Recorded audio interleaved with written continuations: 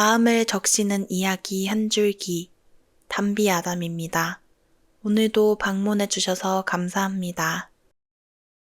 옛 조선 한양 삼청동의 언덕 위, 화려한 기와지붕 아래 큰 소동이 일어났습니다.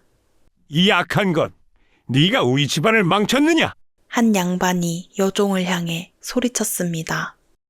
대감마님, 제 어미가 누구신지 아십니까?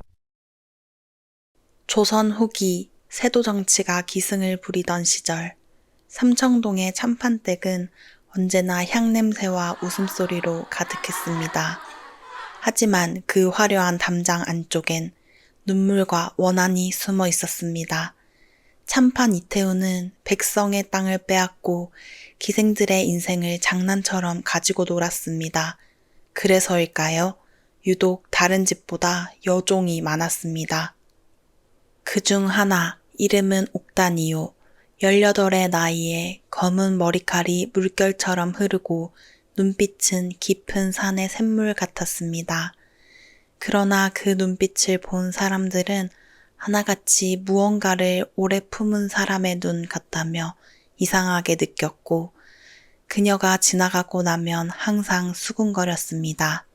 저 아이는 귀신이 들린 눈을 가졌대.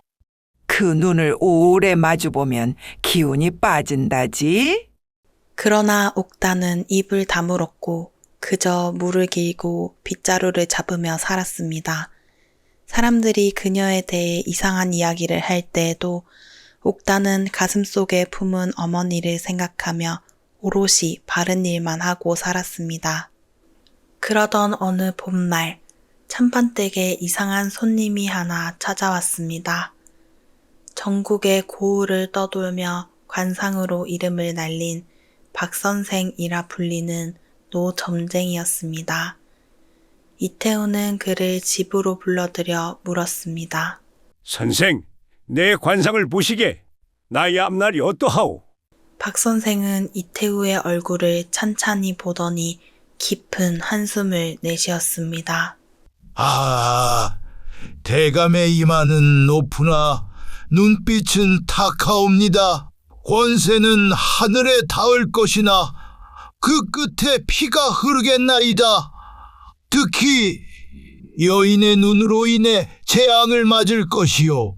여인의 눈이라니. 이태우는 코웃음을 쳤습니다. 그 여인은 살과 복을 함께 지닌 관상이라.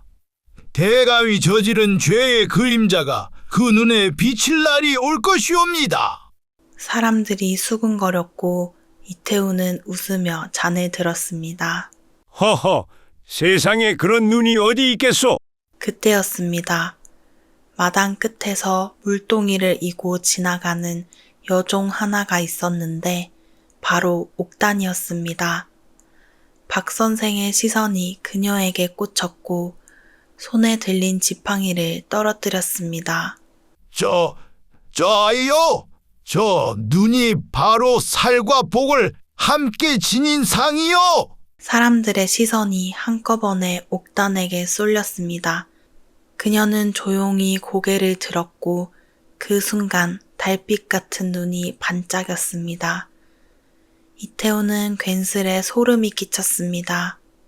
허망한 말이로구나. 여종 하나가 어찌 그런 헛소리 그만하시고 얼른 돌아가시오. 그러나 그날 이후 참판댁에는 이상한 기운이 감돌았습니다. 이태우는 그날 이후로 잠을 제대로 이루지 못했습니다. 눈을 감으면 어둠 속에서 여러 여인들의 얼굴이 떠올랐고 그 눈들은 자신을 보고 있었습니다. 마치 죄를 묻는 듯, 원망하는 듯, 피를 삼킨 듯 했습니다. 그중 한 여인이 입을 열었습니다. 대감, 제 얼굴이 기억나십니까? 이태우는 소스라치게 일어나 땀을 흘리며 헛것이야. 다 헛것이야. 소리를 질러 보았지만 불면은 계속되었습니다. 이후로 이태우는 옥단을 볼 때마다 심장이 요동쳤습니다. 그녀와 눈이 마주치면 가슴이 조여드는 듯 했죠. 저 눈은 나를 저주하는 눈이다. 하지만 이상하게도 그녀가 하는 일마다 일이 술술 풀렸습니다. 옥단이 물동이를 들면 물이 맑아졌고 막히던 일도 그녀가 맡으면 말끔하게 해결되었습니다. 사람들이 속삭였습니다. 대감의 복이 그 여자의 눈에서 나온다더라. 이러한 사실을 알게 된 이태우는 생각이 바뀌었고 옥단을 이용해 문서를 다루는 일에는 늘 그녀를 두었습니다. 그녀가 다루던 수많은 장부에는 땅, 곡식, 빚, 세금, 그리고 억울한 사람들의 이름이 적혀 있었습니다. 심지어 목숨이 헐값이던 기생의 이름들이 적혀 있었고 그 이름 사이에서 옥단은 자신의 어머니인 초란이라는 글자를 보았습니다. 옥단은 자신의 어머니가 이태우의 욕망에 의해 생을 마감한 기생이라는 것을 알게 되었습니다. 어머니, 당신의 이름이 여기에 있었군요.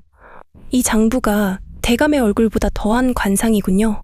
그 이후로 그녀는 밤마다 안채와 사랑채 사이를 오가며 장부를 외웠고 거짓으로 쌓인 재산의 기록을 사실만 적힌 문서로 바꾸어 다시 만들었습니다. 그리고 그녀는 마침내 장부를 완성하여 조정의 호조로 몰래 전달했습니다.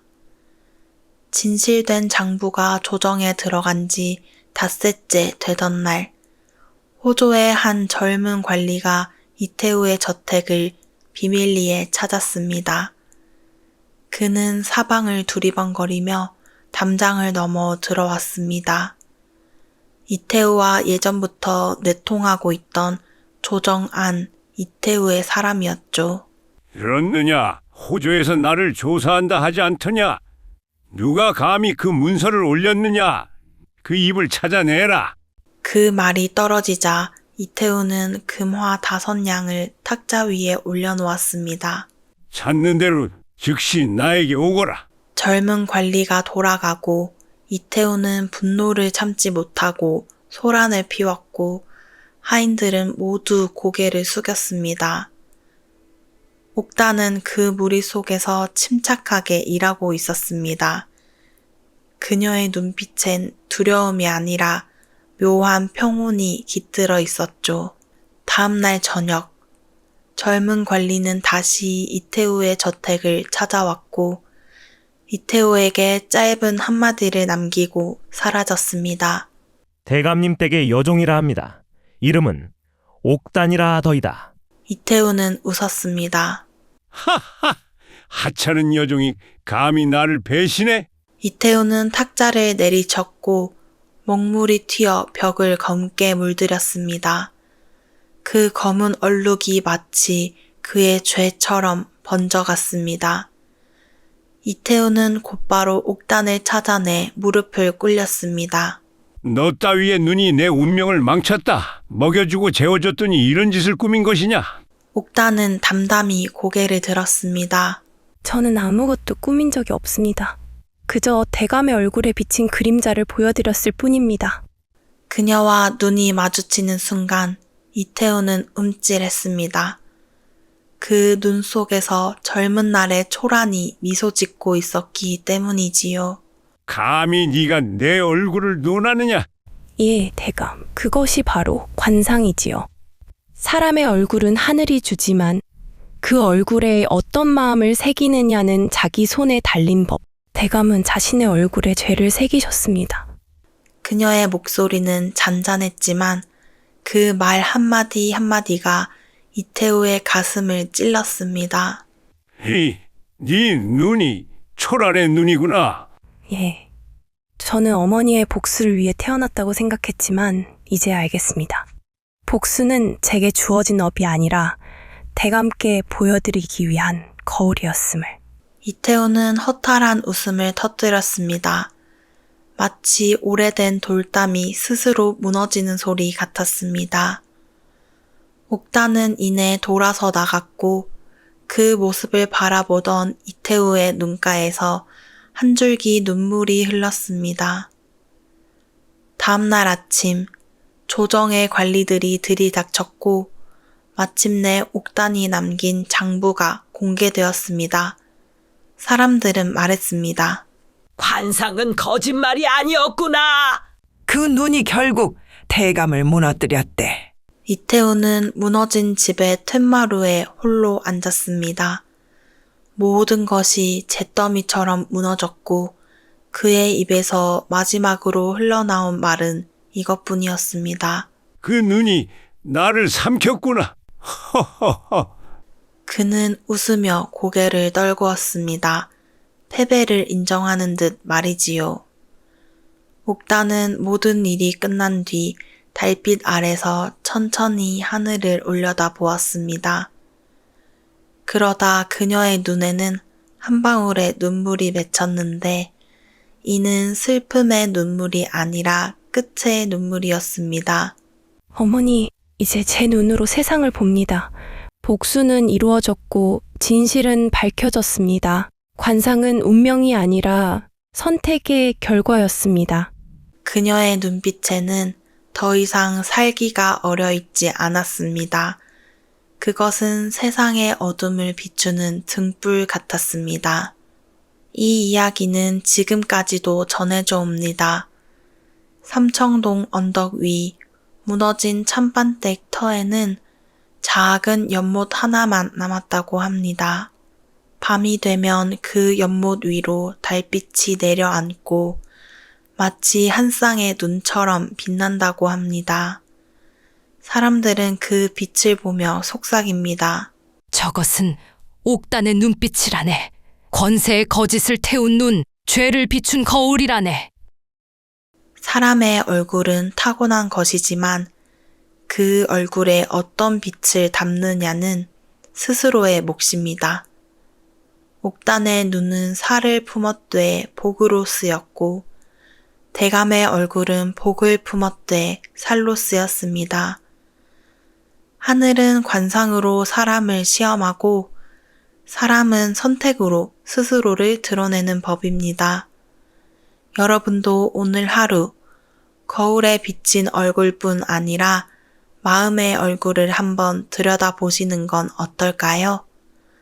오늘 옥단이의 이야기가 재미있으셨다면 구독과 좋아요를 눌러주세요. 더 재미있는 이야기와 영상이 만들어지는데 힘이 됩니다. 감사합니다.